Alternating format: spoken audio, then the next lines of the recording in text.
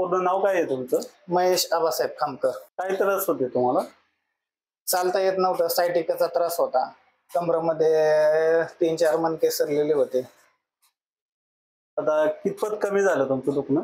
90% पुढे झालं, 95% 100% म्हणलं तरी काय हरकत. काय व्हायचं पहिल्यांदा? त्रास काय व्हायचं तुम्हाला? त्रास म्हणजे की मला उभा राहता येत नव्हतं. आता जसं उभं राहिलं तसं उभं राहता येत नव्हतं, चालता येत नव्हतं. 4-5 पावलं चाललो की खाली बसायचो. वेदना व्हायच्या पायाला, भरपूर डाव्या पायाला. आता चालता येतं का तुम्हाला? हो, आता चालता येतं, पळतो पण मी. आता काय अडचण नाही तसं. आता बसून बघा बरं, बसता येतं का तुम्हाला आता? हो, आता बसता येतं, 2 पायावर बसता येतं, जागेवरनं हात टेकवता उठता येतं. पहिलं गाडीवर बसायचं म्हणलं तरी 15 मिनिटं जायचे, ते पण हात टेकून. उठता येत नव्हतं व्यवस्थित.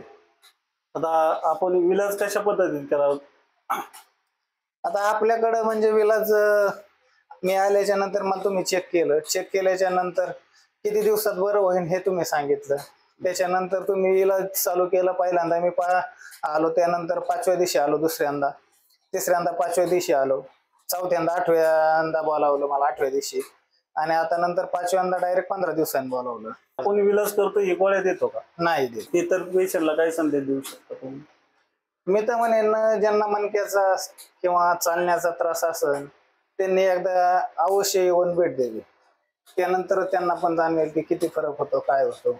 पण एकदा अवश्य भेट द्यावी. कशा पद्धतीत कळालं तुम्हाला?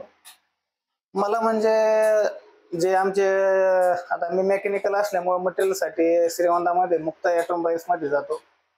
ते डॉक्टर आहेत, जामदार डॉक्टर म्हणून, त्यांचंच आहे ते. शरद जामदार आणि त्यांचे बंधू डॉक्टर जामदार डॉक्टर. या दोघांनी मला पाहिल्याच्या नंतर चाला येत नव्हतं, काय नव्हतं, म्हणून त्यांनी मला तुमचा नंबर दिला आणि सांगितलं की फोन करून त्यांच्याकडे एकदा अवश्य जाऊन या, तुम्ही क्लिअर होऊन जाता. स्वतः डॉक्टरांनी सांगितलं, हे जामदार डॉक्टरांनी. त्याच्यामुळं काय दुसरं कोणाचं हेच होत नाही. स्वतः डॉक्टर सांगते, तर त्याच्यामुळं स्वतः ते क्लिअर झाले म्हणले. मी पण क्लिअर झालेलो, शरद जामदार म्हणले.